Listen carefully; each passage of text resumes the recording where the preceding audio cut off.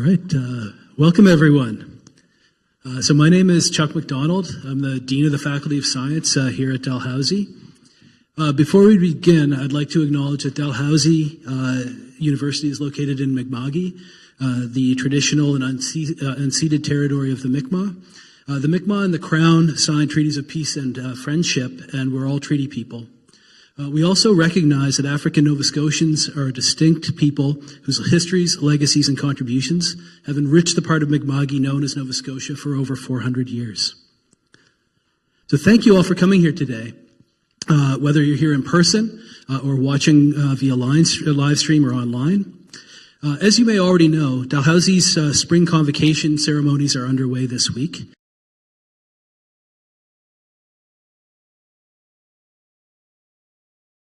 Made outstanding contributions to their fields and to society at large.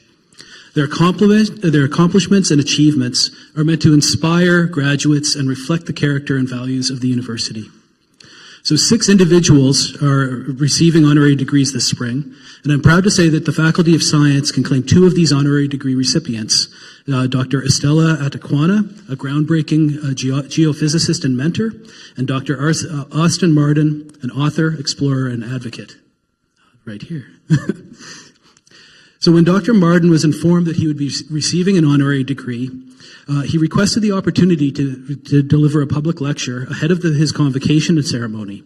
And so I'd really like to thank the faculty and staff in the Dean's Office in Science, also in the Dean's Office in the Faculty of Medicine, for helping to arrange this lecture.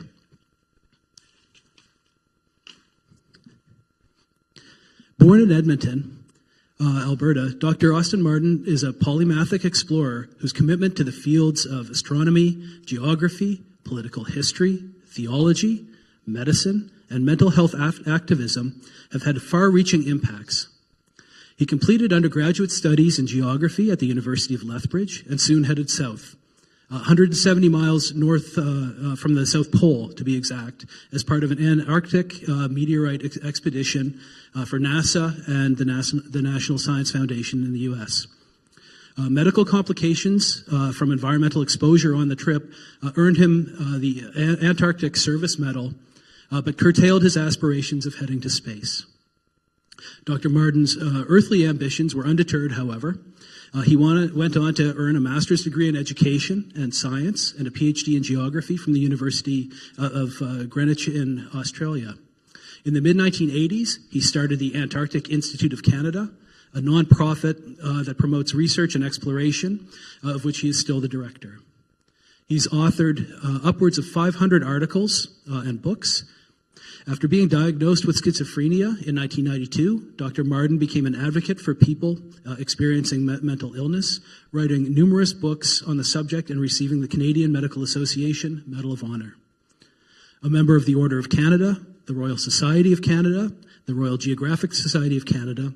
He currently holds adjunct professorships at the University of Lethbridge and at the University of Alberta in the Department of Psychiatry. He's the first individual with schizophrenia to have been appointed to such a position. He lives in Edmonton with his wife and frequent collaborator, Dr. Catherine Mardon. So without further ado, I would like to welcome Dr. Austin Mardon to Dalhousie University. Thank you.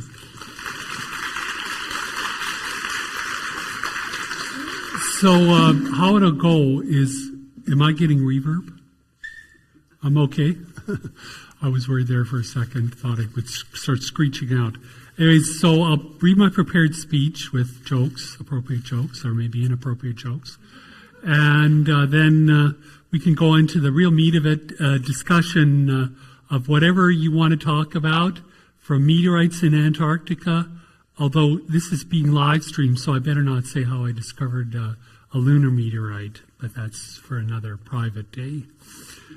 I'm very pleased to be here today to talk about stigma and schizophrenia. I almost feel as I've been fighting the stigma of schizophrenia since I've been old enough to remember. My mother was diagnosed with schizophrenia when I was just 5 years old.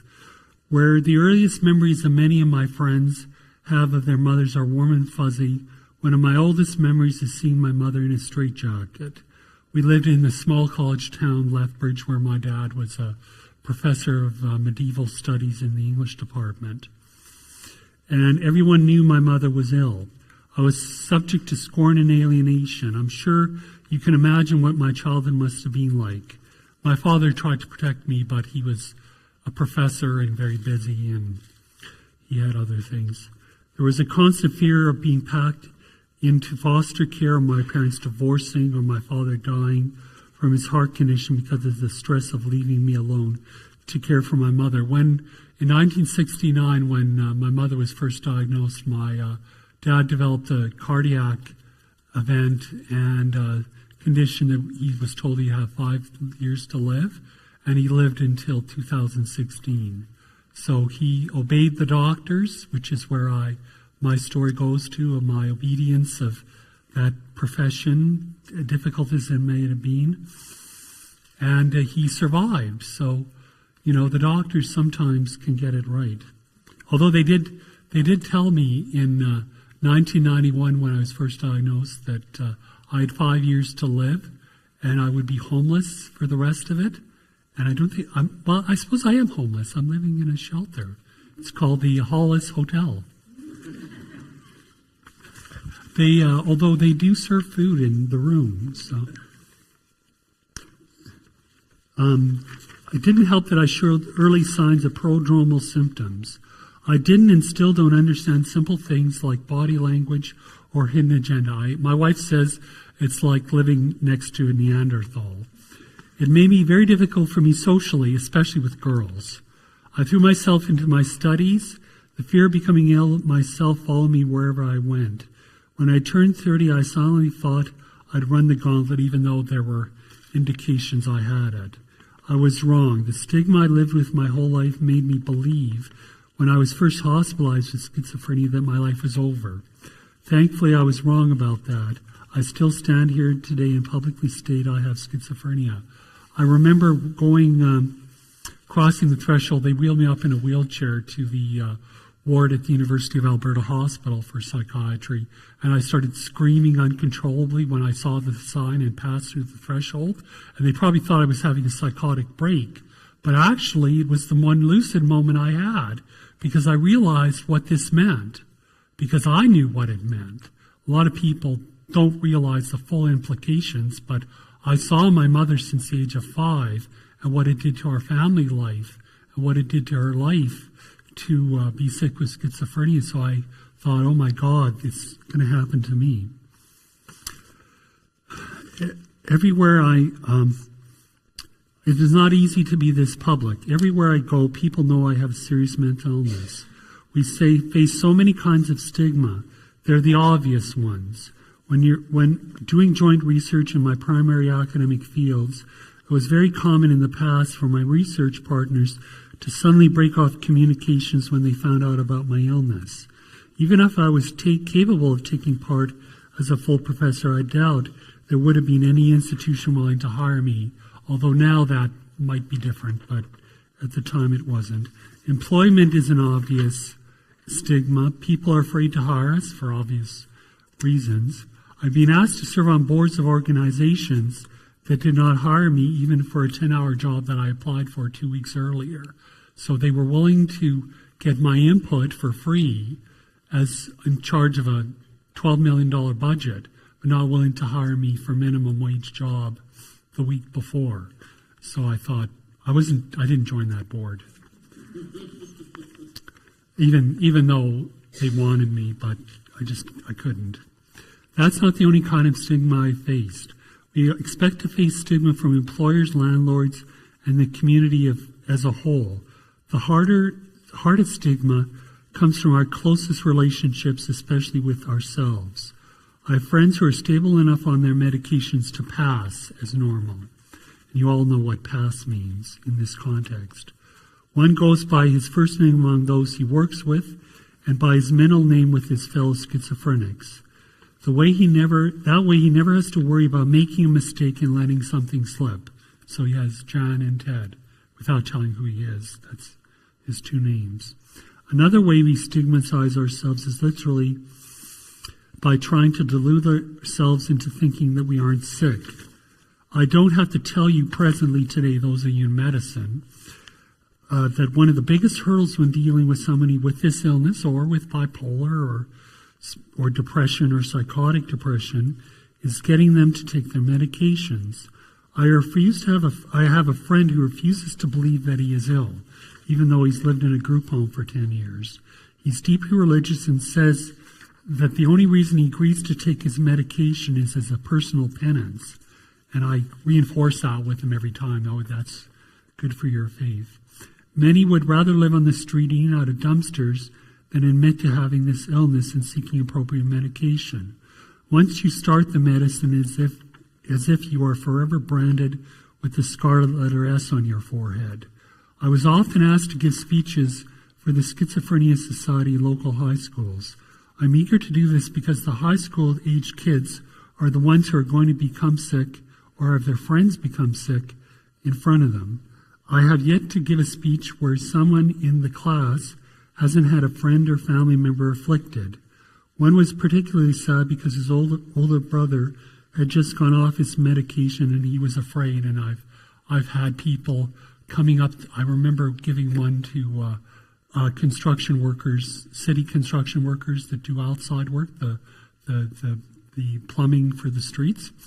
Anyways, this guy that was a manager came up to me and said that his nephew killed his sister in a schizophrenic rage, and he didn't know what to do. And I just said some platitudes and said it would be okay. I told him how to take folic acid to prevent it occurring in the grandchildren for women and men that are descendants of that branch of the family. And what can you say to that? I mean, really, what can you say? Fear seems to be the largest component of the stigma we face. During almost every speech at a school, someone asks if schizophrenia makes you violent. I believe that schizophrenia, like street drugs, amplifies existing personality features. So for the vast majority, you have to be violent before, and then you'll be violent or more violent. Or if you have the comorbidity of drugs and schizophrenia at the same time. And we know that those with schizophrenia are more likely to injure themselves rather than others and to be victims of crime, especially monetary crimes, people using them for their money that they get from the government. When one becomes violent, it usually is so dramatic and people latch onto it that it becomes the stanchion of everything everybody thinks. Whenever I talk to you about stigma and how it can damage us, I tell a story of something that happened in Edmonton almost 20 years ago now. A young man with a history of violence and drug use pounded on his brother's house late one night. The man had his younger brother arrested and the next morning went out of town for the day. While he was gone, his younger brother was released from jail without telling the police telling anybody. He got in a taxi to his older brother's house. When arriving, he beat the taxi driver to unconsciousness, broke into his brother's house, and violently killed his sister-in-law. When the police responded to the taxi driver's attack, this troubled young man walked up to the police car and got into the back seat. The family was very vocal about the need for changes to the justice system so that victims could be informed when their attackers were released from jail. They lobbied for extra treatment beds for drug addicts and harsher treatments for drug dealers. Buried deep in the reports, very deep, was that this young man had schizophrenia and had used street drugs for years to self-medicate. No one in his immediate family ever mentioned this, that this young man had a mental illness. They didn't try to prevent it from the nieces and nephews and grandchildren. There are things you can do, treatments. At least you can do talk therapy. I'm sure any health plan would allow you to do talk therapy for somebody so close to a primary schizophrenic. When he came to trial, his attorney never admitted any evidence in court about his illness. In fact, he put on no defense at all and called 0 witnesses. He went off quietly to jail as a dangerous offender for the rest of his life. His older brother ran for public office on a platform of getting tough on criminals. It was easier on this family to believe that their brother, son, nephew was a violent drug addict than to publicly acknowledge that their family, somebody from their family, was ill and needed treatment. And I know every time I would give a speech in Edmonton, which I've given hundreds, an interview, my aunts would phone me up screaming, "Why are you airing the public laundry?" And, I have large Catholic family on both sides. The English ones don't care because I'm not over there. But the ones in Edmonton care, and I'm blacklisted, even though I have the Order of Canada. You'd expect I'd get invited to all these weddings for my second cousins and cousins. I don't get invited to any. No funerals, no weddings, anything. I'm totally blacklisted. It was easier on this young man to accept punishment for a crime he committed during a psychotic episode than to admit he had the illness of schizophrenia. If one of my sisters has committed a similar act, I think that I would be comforted by the fact that she wasn't responsible for her actions because of her illness.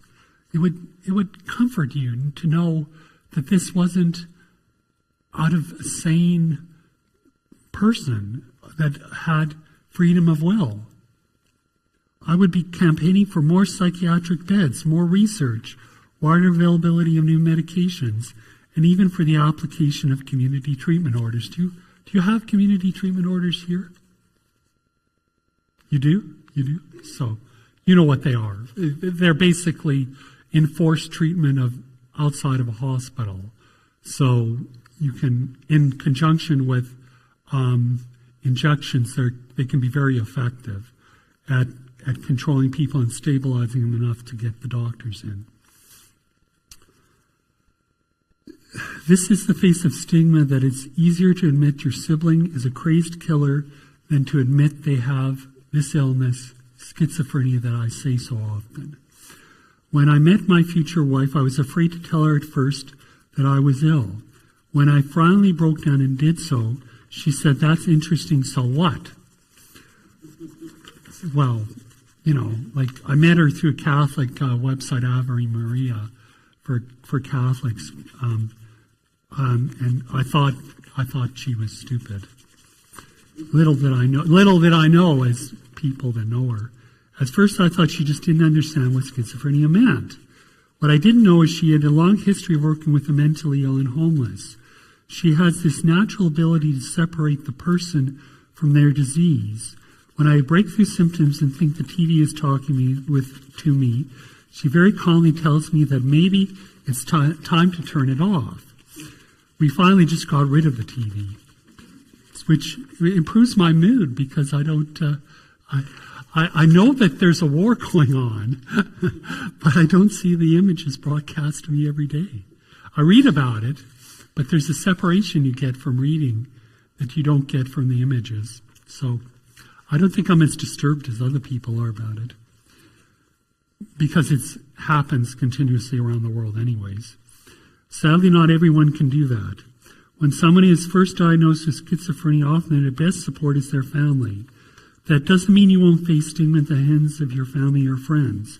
My wife's family was so upset of her marrying me that her mother told everyone in her family to boycott it. She actually received wedding announcements back from her brother, returned to sender. She didn't receive a single wedding present from her family, which and my mother decided that my wife, well, amongst other things, was a terrorist. So she decided to talk to the priest that was marrying us and persuaded him to cancel the wedding 3 days before the wedding because I was off my meds. Well, I was on Risperidone Consta on a study that had me monitored every 2 days. It would have been impossible for Dr. Thibault to not know that I was off my meds because they were taking my blood out even all the time. They take it every week for a whole year. And so she got the wedding canceled, and then when she couldn't destroy our marriage that way, she decided to go to the Member of Parliament. So the Member of Parliament said, Oh, Mrs. Mardon, yes. She persuaded my dad to go along with her grudgingly. He just wanted peace in the family, so he'd do whatever she wanted. Happy wife, happy life. Anyways, she persuaded the MP that she was a terrorist and that I was being duped. So he ceases on me. Well, then I got the Order of Canada, which was another part of CSIS that said I was crazy, but not too crazy. Or a good kind of crazy. So I had one part of CSIS after me and my wife, the other part lauding us. Anyways, so 2 weeks before she's going to get deported, I phone up this friend of mine, Jim Hunter, who none of you, maybe if somebody that was around the Schizophrenia Society 20 years ago, he was one of the founders of the Schizophrenia Society nationally.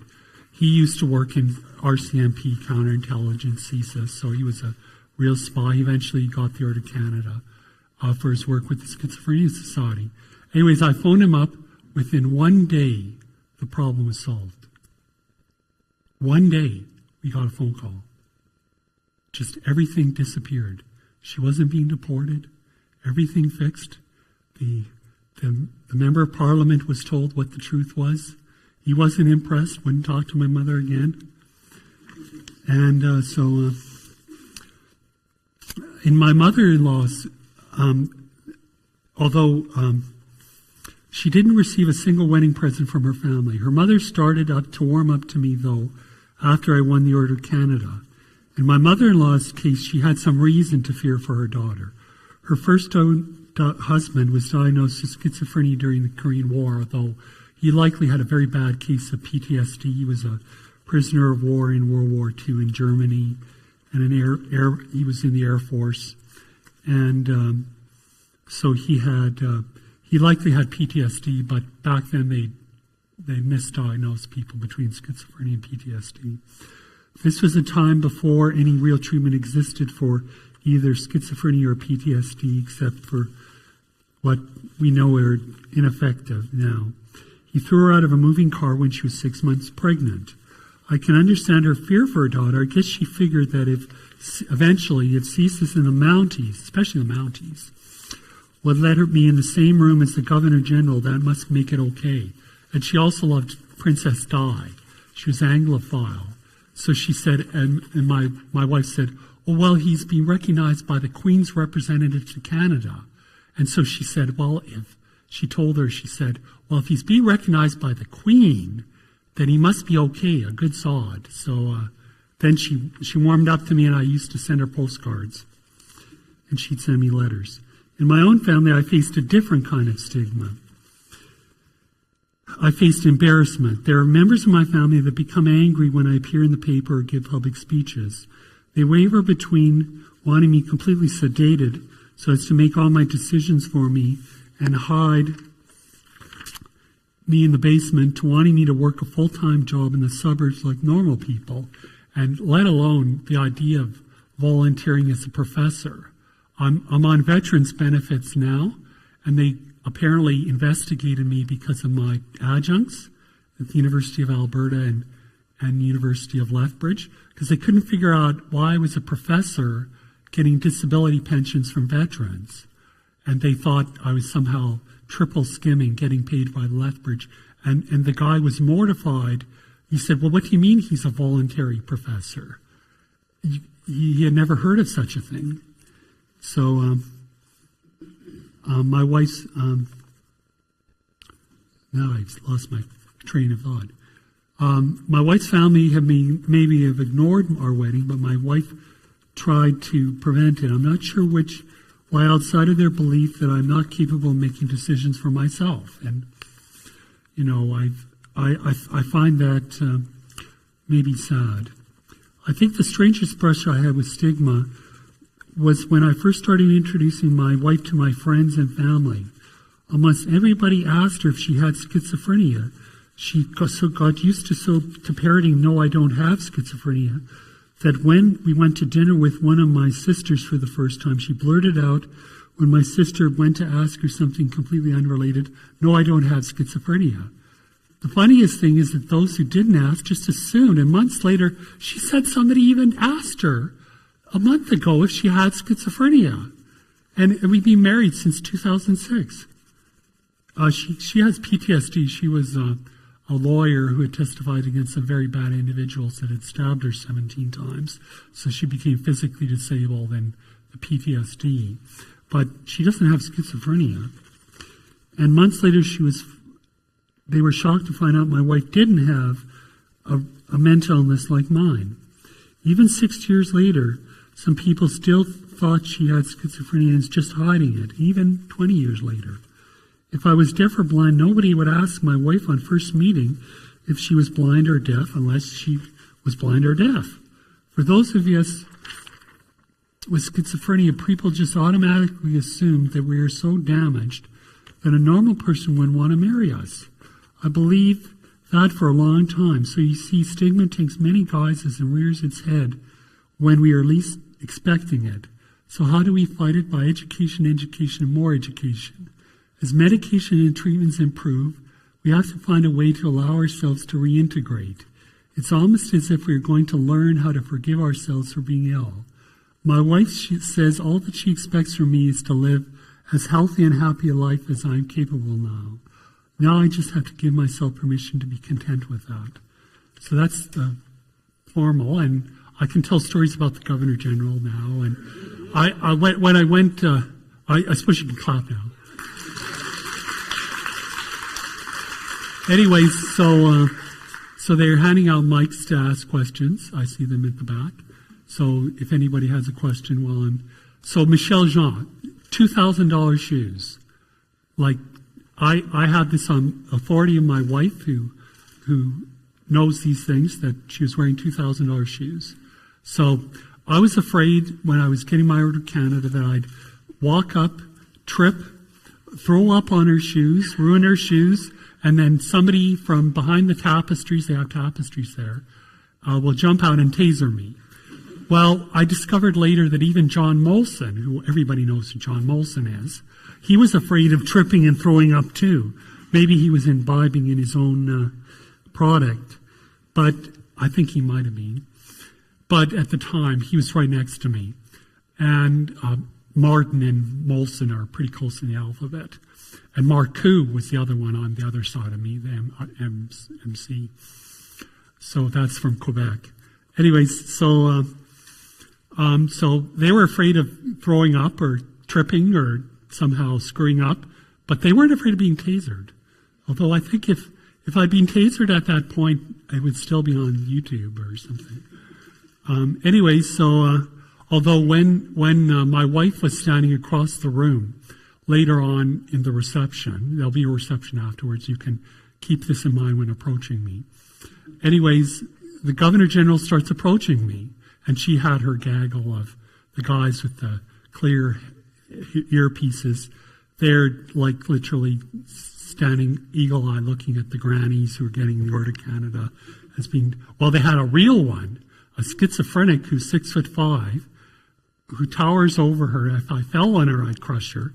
So they all went to attention as soon as she came closer to me. And the closer, I didn't notice this at the time. I would have been mortified. I would have probably frozen up or said something wrong. I thought everything was okay because she was okay. I was just focused on her, and she seemed friendly enough. And we talked about her work with schizophrenics in Quebec when she was a reporter and homelessness and stuff like that. Anyway, so I thought she was okay. Then she reached over and touched me. They actually went like this. So they were actually on the day of my Order of Canada ceremony. I'm sure they don't like this story when I tell it. It hasn't gone public yet, so I hope there's no reporters. But they actually were afraid of me. They gave me the highest award in the country, and they're still afraid of me. They should be afraid of my wife because she might sue them. She's a lawyer. I mean, like all you medical students, don't be afraid of people like me. We can only punch you. But a lawyer can really damage you. Trust me. I've given talks to psychiatrists about lawyers, and There's no love lost between lawyers and doctors. So anyways, is there any questions? I could ramble on, embarrass myself. I'm up here. Thank you for your very poignant and moving presentation. And I just happened to come to this lecture. My office is upstairs by serendipity. And I think it's sort of quite a fortunate serendipity because right now a friend of mine is wrestling with the problem of his schizophrenic son, who is extremely disruptive across Halifax and community events. And you mentioned, and he's at his wit's end of what he can do and so forth. And and I don't know much about this. I've had conversations with some of the. I have a law degree and from Dalhousie Law School, but I didn't do anything in mental health. And I've talked with some of the mental health professors. And you mentioned the community order combined with an injunction because he won't take his medication. Well, then community treatment order. Yeah. Talk to one of the medical students here from Dr. Tabo. Yeah. Community treatment order with injection. I'm not up on how many injections there are now, but I know Abilify has injections, as well as Risperidol and Vega, the Sustenna one for a month, and then the 3-month. And so, but the doctor would know about that. But the problem is getting him in to see a doctor. That's the point. But the family physician can diagnose it. And if it's anything like Alberta, again, I don't know what the requirements are here. But if it's anything like Alberta, you need like 2 doctors or sometimes 1 doctor to commit him for that. And then it goes to a panel and they decide. And then if he doesn't cooperate, then he gets yanked then. And then he might get a chance to stabilize. And once he's stabilized, then you can explain to him that when he's stable, if you talk to a psychotic, it's like talking to a drunk. They're not going to. I mean, if you're lucky, they'll cooperate, as I did when I was first hospitalized. But I initially said no. But my dad persuaded me after 3 hours of talking to him. And he didn't remember what he said, and I don't remember what he said. But it must have had some impact. So sometimes somebody, not the parent, like the parents always want to do it, and the parents always want silver bullets. Well, there is no silver bullet, and your life will change, and it will be altered, and there will be setbacks, there will be pain and anxiety and anguish, but there can be good times too, just like life.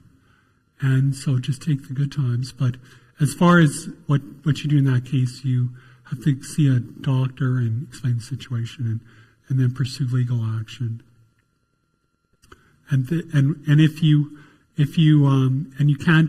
can't not say the truth. You have to be blunt with the doctors. Tell them everything that's going on. Don't try to be embarrassed that you're telling all these terrible things about yourself or others or your family. A lot of families won't disclose that because they're embarrassed. And so they fight against themselves by doing that. Because if you reach out for help, I was reading an article in the paper about children of family members that committed suicide in the local CBC thing this morning. And community treatment orders, like, you still have tragedies, but I mean, ultimately I know I'm with the science faculty, but like I'm a man of faith, which scientists don't like, but I got criticized by my friend and former doctor all the time for being a man of faith. But I said, you have to pray or meditate or think, try your best, and that'll have to be good enough, and take your wins when you get them. And like I was talking with somebody in UBC who was complaining about their daughter being so sick, and yet the daughter had come over to she phoned me up trying to persuade me to do something or advocate for something while I was there, and thought I could get into the newspaper and stuff, which I tried, but I couldn't. Anyway, her daughter came over and spent the hour we were talking outside pruning her flowers and digging up around her flower bushes. And she said, well, I have to go now because my daughter just finished the pruning and cleaning up the garden, the flower garden, and wanted to show me and see what I thought of it. I thought, how many of your children, do you do that for your mother, Charles? So, sometimes. Yeah, so hi. So does he do that for you? Sometimes, but I've had families who were very critical of their schizophrenic child, and yet that child was with them all the time, and was so supportive of them. But they were sick still; they still needed support. But they were much closer to their parents because of their disability than their other kids. So it's ironic. And she didn't. And I said, well, aren't you blessed by having such a grateful daughter that would come over and she just left it off. So it's but to stabilize a psychotic individual needs an expert at that, and you have to have the cooperation of the doctor. You can't do it as an individual or friend. You have to get the doctors involved. And it might involve the police and might involve the SWAT team and stuff. So just be prepared for chaos and mayhem and lack of cooperation and threats that I'll never talk to you again. And so I don't know if that's somebody from the Schizophrenia Society talking to you, but anyways, hopefully it is. So any other questions? Yes, hi. Thanks so much for sharing. I hesitate to say your story because I do believe that a personal story is really a story not only about an individual, but it's a story about us, a story about our collective experience as a society too. Because you had that experience and others have that experience within. Yeah, I might not be normal because I'm at the Order of Canada, but I have friends, many friends that have. Yeah, and you have your experiences because of the way our society operates as well. I'm really interested about the fact that, of course, you work. Within the or have worked within the university as a volunteer, and a volunteer. But you did you work as a professor prior to your diagnosis, and then after your diagnosis as well? And I tried working for a distance learning place out of the States that educated military veterans overseas, gave them degrees, but I couldn't handle it. I mean, I do have a lot of limitations. People always say, now people say, you never had schizophrenia, which, ask Dr. Thibault. I have it. I have it. So I did work for Canadian Mental Health Association for almost 10 years, back in the 90s and 2000s. And ran one of their provincial self-help groups, similar to your peer support networks here that you have in the Maritimes. And so I would field calls from all over the province and people. So I've been both a family member, and I sympathize with the family members in the audience, but I did get the Claire Hinks Award as a family member from the Schizophrenia Society. I got their consumer award, and I've been a professional, so I've seen all three sides. So, I mean, there aren't very many of us that have seen all three perspectives, and there's things wrong with each perspective and things that are right about each perspective.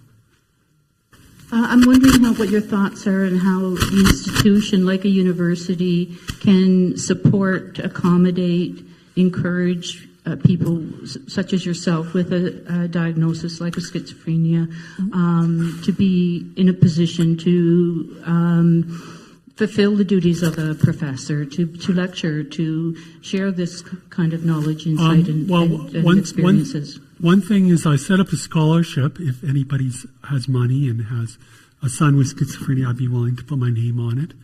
I raised $20,000 for a first endowed scholarship for a person with schizophrenia in the world at the University of Alberta.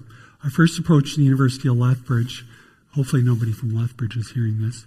And they said no. And the U of A was going to say no. But by then I had the Order of Canada. I didn't have the Royal Society yet. And I had an honorary degree. And I took on the committee chair of that committee that said they wouldn't accept the money under that condition. And I beat them back and threatened them and stuff. I'm not about threatening people. And having a scholarship, there's scholarships for many things, and people said, well, we don't have people with schizophrenia that attend our classes. The university was shocked how many people applied. They were mortified. And then when it got publicity, oh my God, I got into so much trouble because I only raised $20,000, and you had all these oil barons that had donated millions of dollars. Like if John Molson got a donation, it would be millions. And I got more publicity than him. He'd probably have a comment or two about that. And so they didn't like that. And the university didn't, and the other donors didn't like it. And so first of all, a scholarship, that's something that the family members could do in the audience, endow a scholarship for a person, a prize for the best academic undergraduate and graduate student with schizophrenia. And if you don't want to do just that, you could do for a family member as well, family member or direct sufferer. Although in Edmonton's case, it's for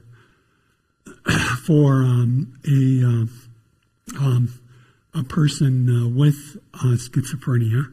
So I've met a whole collection of people. They send them over to me for a coffee every year, and I have coffee with them. And I once showed up, and this girl had all these facial piercings. Like she was a nurse. She had like 20 facial piercings. Like, it was a lot, and nobody warned me about it. And so I go in there, and I'm talking to her, and I'm trying to remain calm and stuff. And she was totally pleasant. She was totally nice. We talked about her meds and stuff. I have great conversations with the winners about their meds and stuff. And I met somebody from UBC that approached me. I won't say her name because she hasn't given me permission. Who's doing a PhD there, and she's just about to graduate. So even UBC is supporting her. They seem to be. I was going to intervene if they weren't treating her well, but they seem to be. They're seeing her every week, and they're supporting her, and they're giving her counseling and stuff. And her medications are stable, and they're covered. So, first of all, medical coverage is important. If you go off the provincial disability plans, you lose your medical, so you can't do contract positions because you don't want people going in and out of the provincial plan because they might not take you back in. So that's why people are sometimes reticent to take jobs. So it has to be a permanent job and not contract for 6 months, because they won't take that unless they're stupid. Because then they'll be 6 months in without meds and go have a nervous breakdown because they can't afford the meds. So it's the constant stream of meds. The meds are expensive, so some health plans don't want to cover them. It's a pre-existing condition. So that's one thing. The other thing is some administrative support, slower times and slower, in terms of the students, note takers. And does the province support note takers here? Yeah. Yeah. So they might need note takers. They might need more times at tests to graduate. They also might have to do a reduced teaching load. They might not be able to sustain the effort, but they'd be so grateful. They would be so grateful. I'm very grateful to the University of Alberta and University of Lethbridge for making me an adjunct. And very grateful. And They should be honored to have you. yeah, they are. Although they weren't honored when I offered them money. You'd think money would would trump everything, but, go to your drug reps and ask them for money to give to Chuck here. Give him $20,000 and see if he would go for it. I think he would. A science scholarship. Not a mental health scholarship. A scholarship, I want it cleared for people with schizophrenia in a variety of different fields, not just mental health, even though all of you are in mental health. You have enough support. Anyways, another question? Yes? Yeah, so the number one goal that I set for myself in my life is to fight the stigma in the South Asian community because I'm from a South Asian background. So my question is, how can we educate and work towards putting an end to stigma around mental health in the older generations and individuals from different backgrounds and cultures where there's a lack of mental health awareness just because of education, like they just haven't been exposed to it and they don't know anything about mental health? Well, I think are you from Syria? No, I'm South Asian. Oh, South Asian. Yeah. Oh, okay. Well, I found that we had some Syrian interns with us, and they all knew about mental health. All of them knew. It's from a The lot of people would experience. have PTSD from the war that's going on in Yeah. Syria. But So I know that different cultures have different attitudes, and that people might feel that the traditional Western culture is more discriminatory, but trust me, there are other cultures that have much more onerous, like they'll lock their kids up and they're so ashamed of them and it brings a scandal and that leads to suicide and they can't get married and they have a real problem. And you just have to support them because it's like peer support family groups, so they have to reach out. The parents have to reach out and realize it's not a curse from God. It could be a blessing. I mean, if I hadn't got schizophrenia, and after Antarctica or before Antarctica, and led a career, I'd be retiring now, and I would have maybe gone to the Antarctic and led an illustrious life. I know the kind of life I would have led. Maybe a couple of times, maybe not as often as maybe the British or Americans gone, but I would have gone a couple of times. And I would have published many papers and supervised many students if I'd got a job in academia. But I've had a much bigger impact as a value of life if I was externally judged to society as a person with schizophrenia, even though I'm much more fragile now and before, than I would have ever had as a professor. Another professor, penguins, don't get me on about penguins. Penguins are a great creature. Penguins. I think penguins are we should be concerned about homeless penguins because of the ice disappearing. Apparently the emperor penguins are not going to be able to breed anymore. So, because of oil. Anyway, so I don't know if I answered your question. Yeah, how would you say we can start having a conversation like that with someone? But by leaders within the community, maybe young people, leading the community within the community, not for external scorn or rejection. So it has to be internal. And then to reach out to peer support programs such as, and other groups and other family members for support and because it has to be internally. That's why the parent movement and the Schizophrenia Society was so powerful, and CMHA was, because it was internally grown. It internally manifested. That's why CMHA is still around since being founded right after the war because of PTSD, the First World War, and it still exists today, is because it nurtures that inherent support from within the community.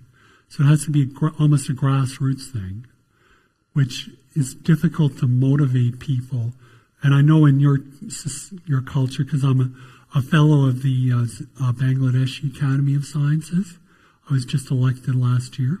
And so I understand a little bit about it. And they were so amazed that I would be so public about it, the other academics. And a lot of academics are very curious about me. Or wouldn't you be? How you remember when you were doing your PhD, how stressful it was? Could you ever imagine a scenario when anyone could crack under that pressure? Anyone can. Like, you don't have to just have the genetic vulnerability, like I do. But anybody can crack doing a PhD or upper level, even lower level university. Because the pressure, the internalized pressure and stuff, is so much that it manifests in socially unproductive ways and mental breakdowns and anxiety and depression, and in the minor cases, and then with schizophrenia and cases that are more permanent. But I think that, to talk to your parents, get your parents to talk to each other. There used to be the World Fellowship for Schizophrenia that would interact with different cultures around the world. And I don't know if such a thing exists anymore. But I joined that as soon as I heard about it, because I thought, well, this is a way to reach people everywhere and bring in the common experience, which was a very common experience overseas. Common stories, same as your stories in Bangladesh. And I remember talking to an Ethiopian person about their child, and except they don't have access to the proper meds because they're so expensive. But I could talk about that, but I won't. Anything else? Yeah, back there.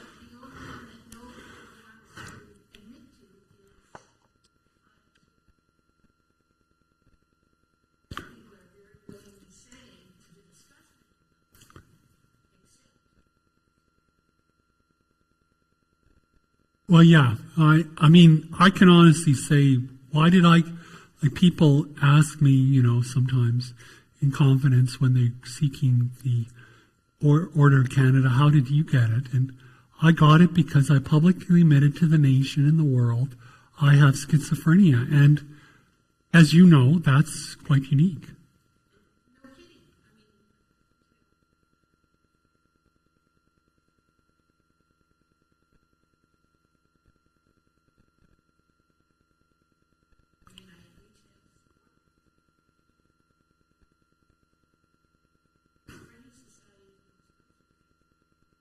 I forgot the name. They told me the name. What's the name of it? They're in the live.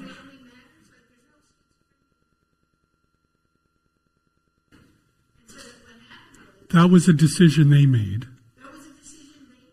That wasn't me. That was not me. That was not me.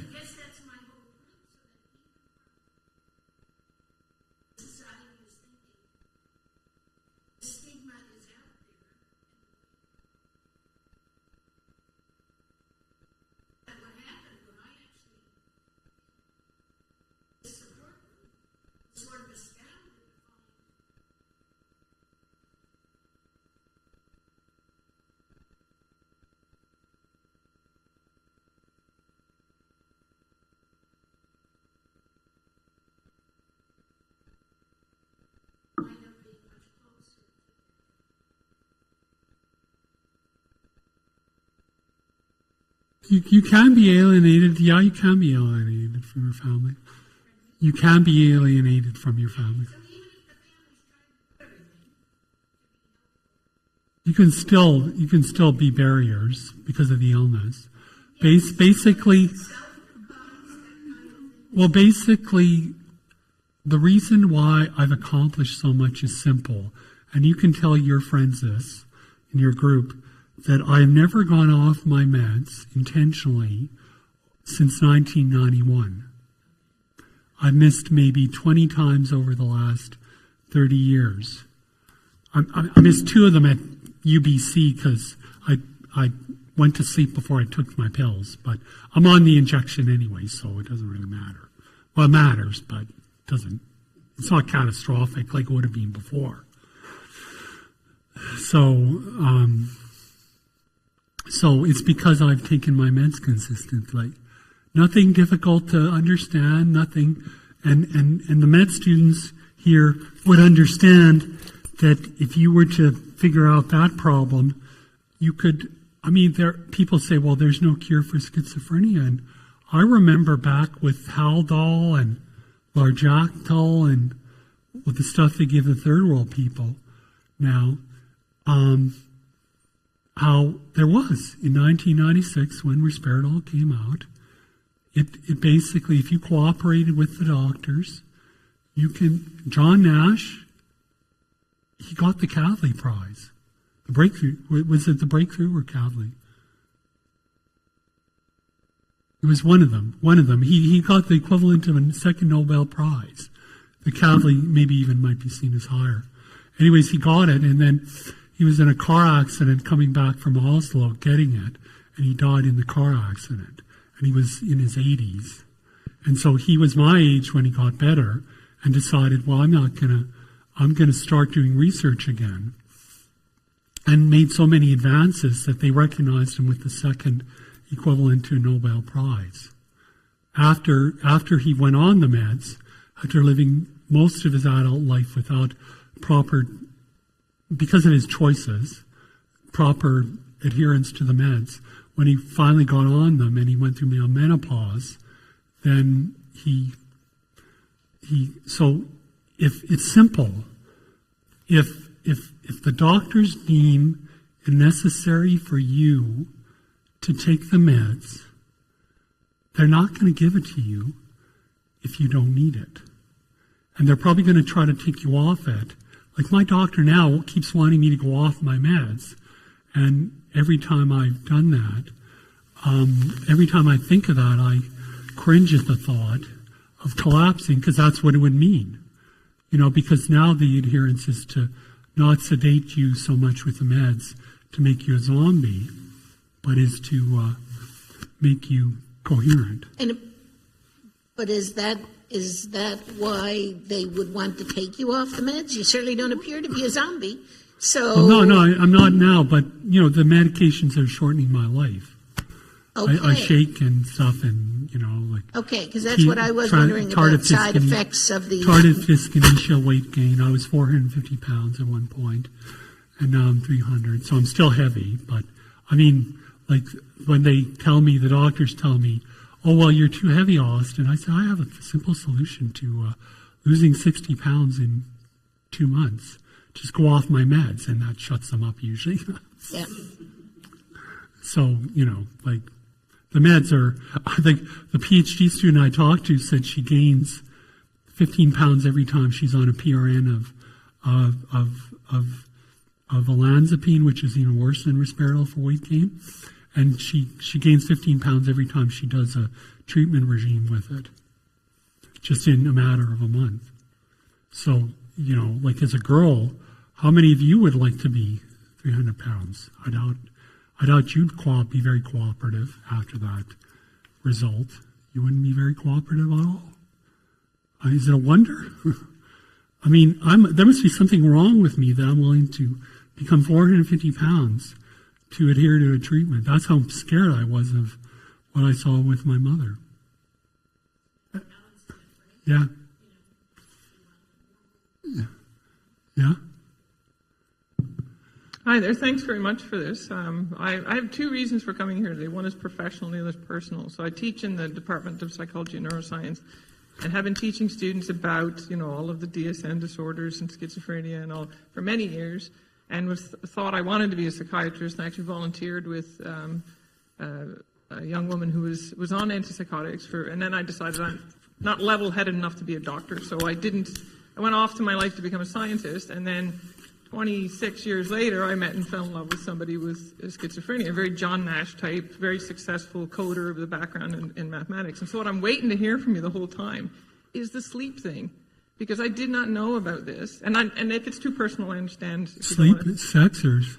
Pardon me? Sleep scheduling. And so, oh, well, that I was talking, CR came with me, the guy in the front row, and so he was worried that I'd collapse after 3-hour time shift from, like, I found the times I've gone to Europe, my circadian rhythms really screw up my, I don't like to travel, like if I have to go to Europe, I suppose if I absolutely have to, I would, like, I could, but it would be pretty onerous. So there's circadian rhythm shifts like traveling. Even 2 hours is normally enough to disturb me.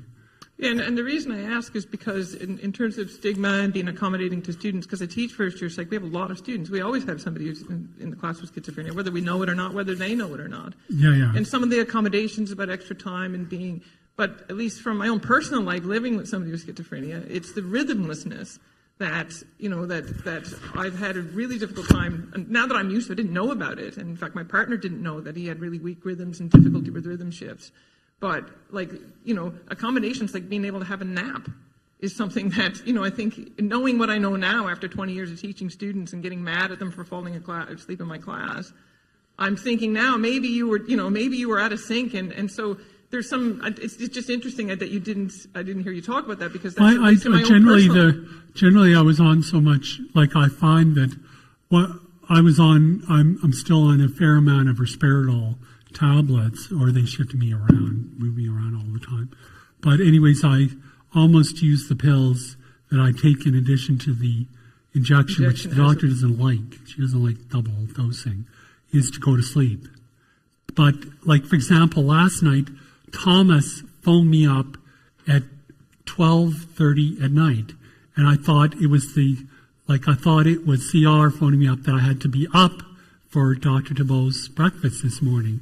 And so I was totally confused, and then it disrupted my whole rest of my night sleeping. So I can't turn off the phone because something could happen to my wife or something. James, I got free tickets for the Oilers game yesterday and was on the phone with our foster son. Is that me?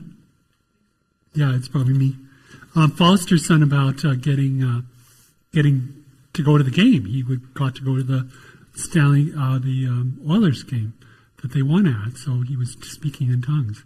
So anyways, so it just like disrupted me. So I this morning when I got up, I ordered on the expense claim. I ordered Starbucks Frappuccino coffee, and I had 2 of them instead of my normal ration of 1. And so because I wanted to be awake and lucid and stuff, so I'll probably have to take an Ativan tonight. Well, my partner regulates Red Bull. And the reason I'm saying this, maybe just for anyone, is that I spent 23 years telling people, schizophrenia is all about hearing voices. I was 2 years with my boyfriend, and I said, did you ever hear voices? He said, yeah. And that was it. Like, it was such a small part, not a small part. It was, he spent 2 hospitalizations. But the thing is that, like, some of the practical stuff I had no idea about. I had no idea that sleep disruptions and rhythm disruptions were so, they are impactful on anyone. But at least, the one person I spent a lot of time with schizophrenia, it just totally, like you said, speaking in tongues if you're not kind of up and in your right rhythm. So anyway, I was surprised you hadn't mentioned it because it's such a big issue in our lives and I had no idea. And there's multiple, I think that schizophrenia should be viewed as a spectrum, not as a broken leg, like a spectrum. And I think even that I agree with the idea that there could be a pan relationship with bipolar, autism, epilepsy, that there's a spectrum, because we're now seeing people with schizophrenia on epileptic drugs, people with epilepsy on schizophrenia drugs. So it's getting very confusing. And I'm also critical of people that are so pleased when they change meds.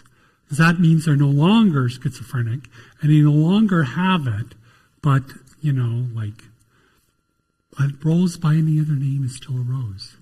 And I told the director of this society that used to be the Schizophrenia Society, I just told it to his face, a rose by any other name is still a rose. Shakespeare said something very profound there, that changing names does not change discrimination.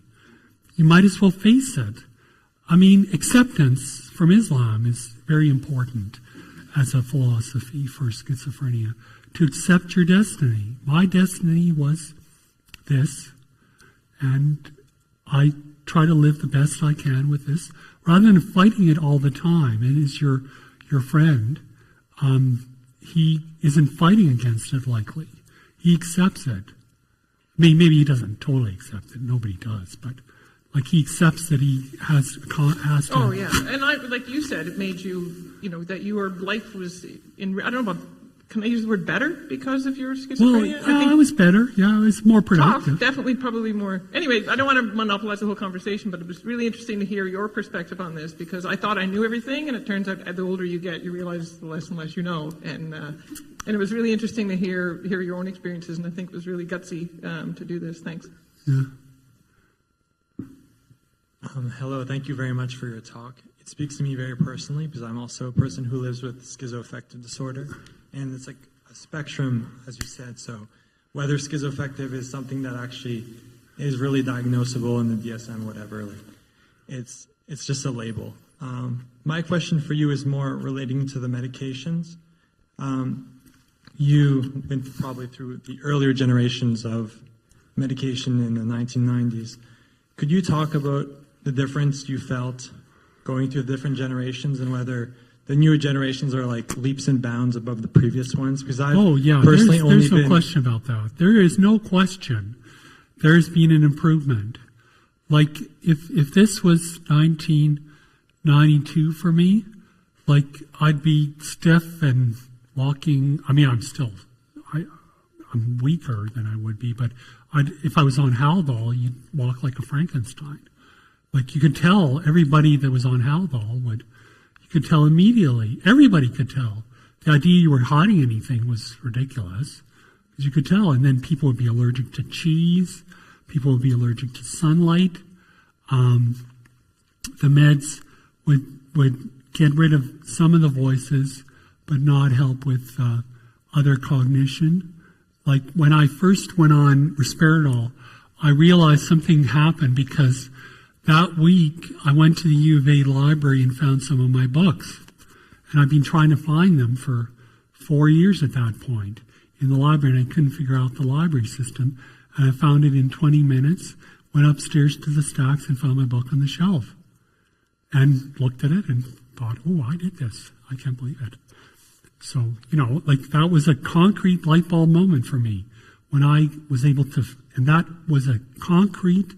Absolutely, that would be like your brain going on, and all of a sudden, and people thought I had people that knew me before 1996 and after in different contexts, and one was a cabinet minister, and I'd done research in the 80s with my dad on Alberta politics, and so I knew who he was. So I was trying to explain to him what I had done. And he thought I was mentally handicapped, like with a extremely low IQ, and I wasn't making sense, and I was slurring my words and foaming at the mouth and drooling.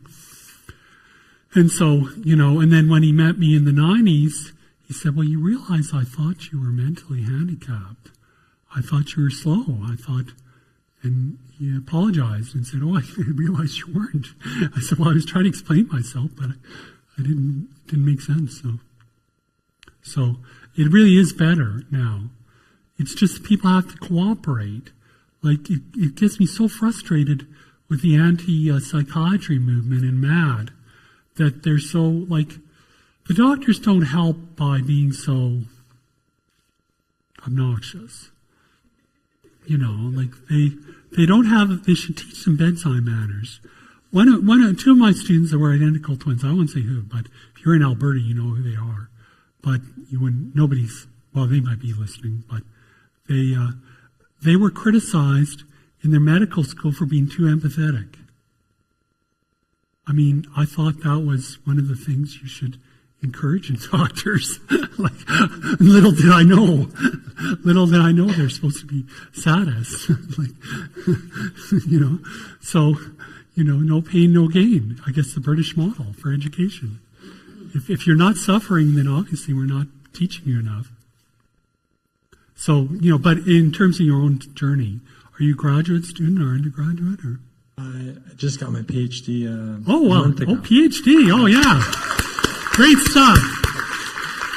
Thank you. So now you could get tenure. They'll want you to do, now you have to get tenure. That's stressful. Well, it is the goal. Yeah, so just maybe don't tell the tenure track. Yeah. Don't tell them. No, They'll figure it out. I've been fairly open with it as well. I did a documentary a while back, a couple years ago, with the early psychosis program in Nova Scotia, and a filmmaker. But just balance your life. Don't be too excessive. Don't do a John Nash. Yeah. Don't do John Nash. No, but just like you, the number one reason I think I was able to do what I was able to do is just staying on medication all the time. Yeah. And also these medications, like the 3-month injectable, the Intrinsa and Vegatrinza, is like life-changing. Just only having to do it 4 times a year, it's crazy. Well, do you have to take tablets on top of that, or you? No, just the not even injection. a little bit. Not even out of that.